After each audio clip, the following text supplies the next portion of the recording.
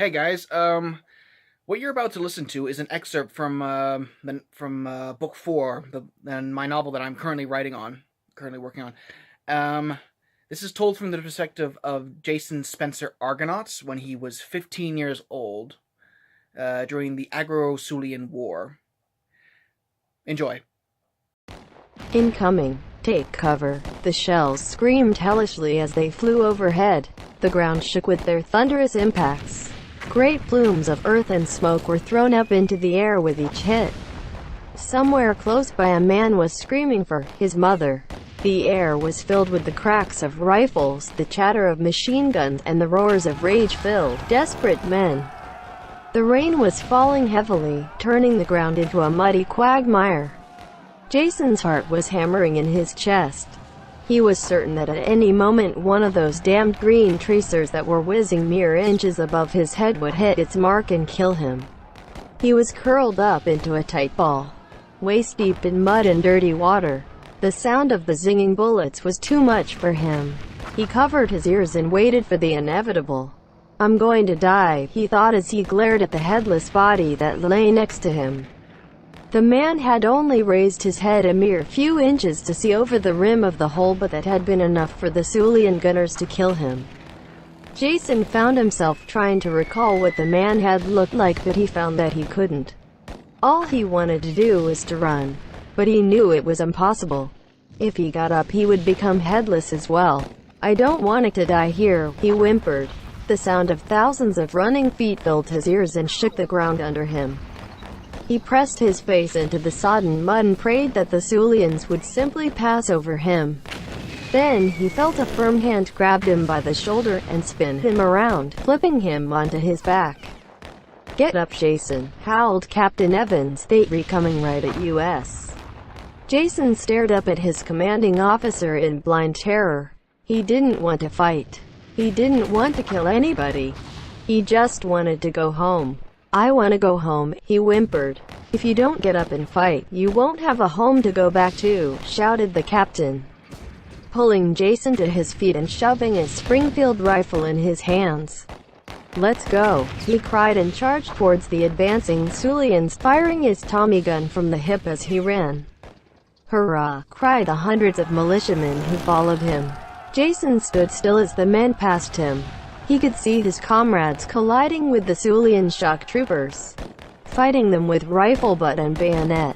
Jason watched in horror as his friends and enemies smashed in one another's heads and strangled the life out of their opponents with their bare hands. They gutted one another with their knives and drowned each other in the mud-filled craters. Jason wanted nothing to do with this madness. He turned around and started to run when he saw another militiaman running up to him. After a moment he saw that it was his best friend, Drew Wilcox. "Come on, Jason," he cried. "Let's get these bastards." Something in Drew's voice strengthened Jason's resolve. There wasn't the slightest hint of fear or uncertainty in it. Drew rushed past Jason and roared as he drove his bayonet into the belly of an advancing shock trooper. "Oh, what the hell," groaned Jason as he drew out his own bayonet and fixed it to the end of his rifle. "We're all gonna die anyway.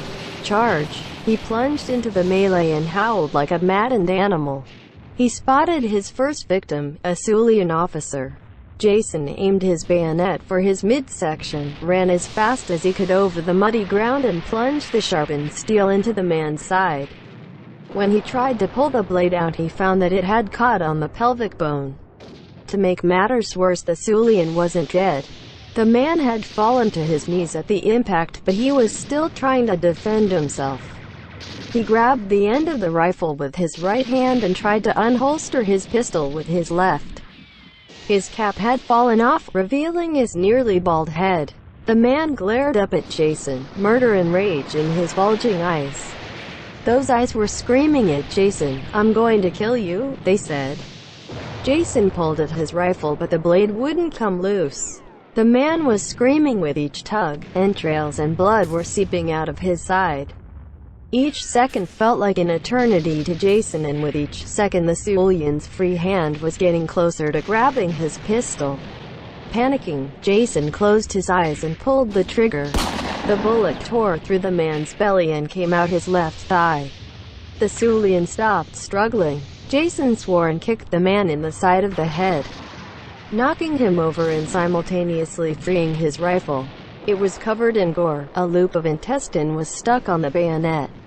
Jason saw this and he doubled over, vomiting. Just then a shock trooper charged up at him, bayonet poised to kill. Jason saw him coming just in time to raise his rifle up to defend himself.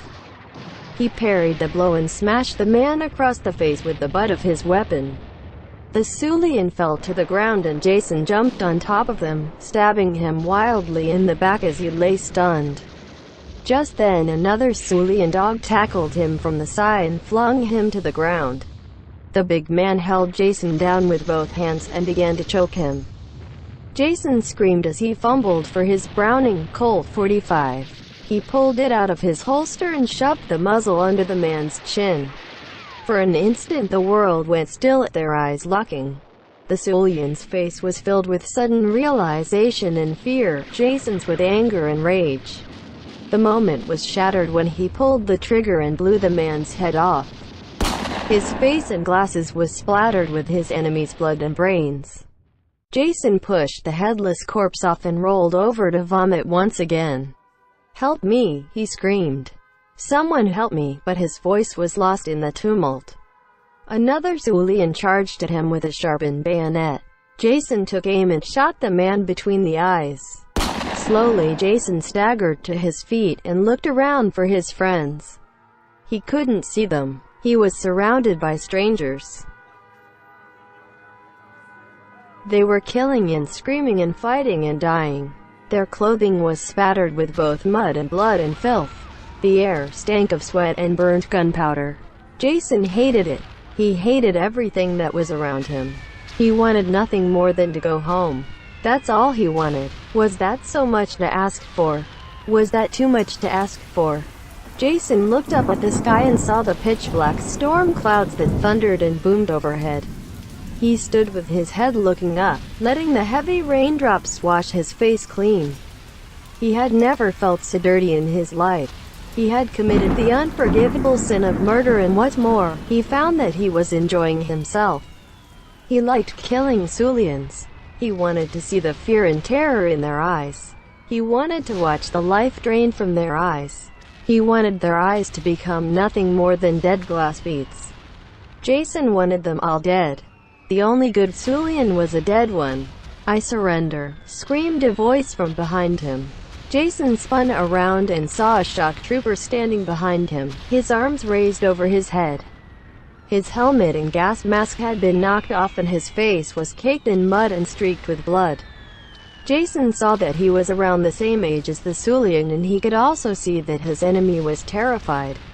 Jason stared at him for a few moments, bewildered and stunned. He suddenly realized that they were very much alike. They were both too young for this madness, they were both hopelessly frightened, and they were both murderers. They stood there in the midst of the raging battle with the rain pouring down on them as their respective comrades roared and killed each other. The Sulian was shivering pathetically, not just from fear but also from the cold. A twinge of sympathy struck Jason as he looked at his foe. Maybe, if they had met under better circumstances, they might have been friends. Maybe this Sulian wasn't like the others. He was surrendering after all. But then Jason saw the unit number on the trooper's sleeve, 169th. If it hadn't been for that armband, Jason just might have let the Sulian go, but now he determined to exact revenge for Charlton's quarter. And not just for that massacre, but also for his teacher who had died mere hours after arriving at the front, and for his friends who had died screaming and crying in their muddy trenches. This Sulian was just as guilty of their deaths as any of the others who had invaded the Agrocalistus. Jason's face hardened as he wrapped his forefinger around the trigger of his pistol. The surrendering shock trooper's face went white. "No," he screamed, falling to his knees. "Please no." Jason's heart turned to stone. He focused on the fire and anger that burned throughout his body and pulled the trigger. A bloody hole the size of an orange appeared in the middle of the Sulian's chest. The shock trooper looked down at his wound and then back up at Jason, regret and sadness in his frightened eyes. Jason couldn't stand those eyes, they were too human-looking. The Sulians were not humans, they were inhuman, mindless, rabid animals that needed to be put down. Jason fired again, aiming for the face this time. His first shot struck his victim under his left eye, the next on the bridge of his nose and the rest in his forehead and right temple. The young Sulian lay dead at Jason's feet. He screamed down at him, venting his fury and frustration on his body. "Damn you!" screamed Jason. "Damn you! Damn you! Damn you! He is damned," said a voice from behind.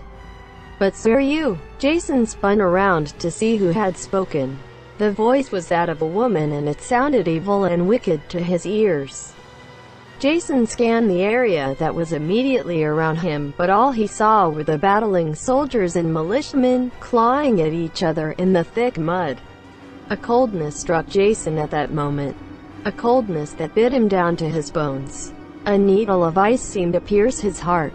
He was so cold, colder than he had ever been before, and he was afraid. Not just from the battle, but now it was a deeper fear, a slow crawling dread that creeped up his spine and filled his brain with madness and terror.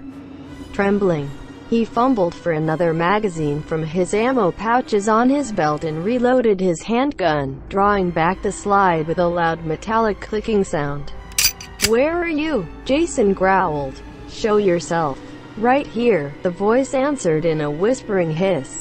Jason spun and saw a tall, thin figure, draped in a hooded black robe. It had a vaguely female outline and an aura of malice and hate that oozed from it like swarms of flies buzzing out of a bloated corpse. The Sulians and the Agro-Caelestians appeared to ignore it and continued to fight amongst themselves. The figure was holding a long serrated dagger in its hand. A hand that was so pale it was almost pure white. "Who are you?" asked Jason, stepping backwards. "You know who I am," the figure said, raising its head. The hood fell away and Jason saw the face of the dragon witch Byzantium. Her skin, like that of her hand, was unearthly white. Her huge green eyes dominated her face. Her long black hair flowed freely down her bare shoulders. Her full blood-red lips curled up into a sneer and she began to advance towards him. Jason felt terrified. He backed away as fast as he could, stumbling and tripping over dead bodies as he went. Byzantium smirked as she strode towards him. Jason felt panic take hold of him. He stopped moving. Byzantium was drawing closer to him, leering as she came.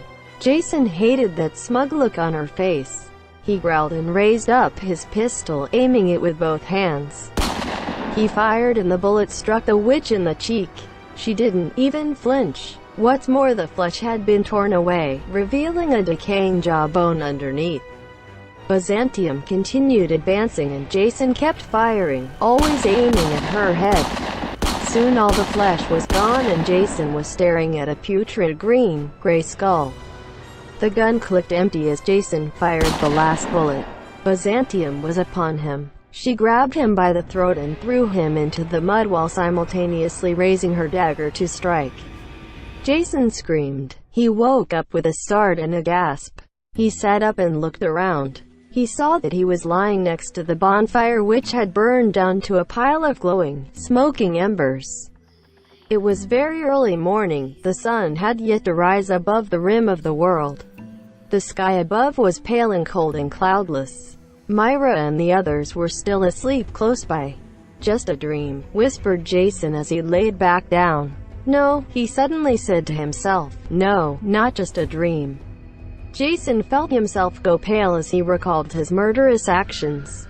He had been remembering the First Battle of Murdochsville, also known as the Muddy Murdoch Massacre, where 750 militiamen fought off an attacking force of 3,000 Sulian shock troopers. It had been during the early weeks of the Agro-Sulian War, those tenuous, miserable days when defeat had appeared inevitable and the Sulians were believed to be invincible. But then something strange or miraculous had happened. The Sulians had retreated from the battle. They had all fled, having lost their will to fight against the Agro-Caelestians, who killed 5 shock troopers for every man that they lost. Of the 750 militiamen, only 390 were left standing by the end.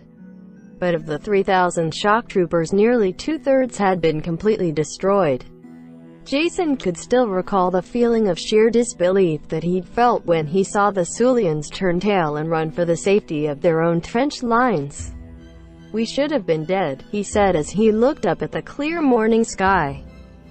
So yeah, hope you enjoyed that. Yeah, so I've been working on book 4 for let's see, 3 months at least now, and I've only got 35 pages done. The writer's block is strong with this one. So yeah, that's what I'm working on. I'm gonna try and muddle on through. Remember to like, comment, and subscribe. And if you want more videos like this, where I just do like a little excerpts of my novel, let me know.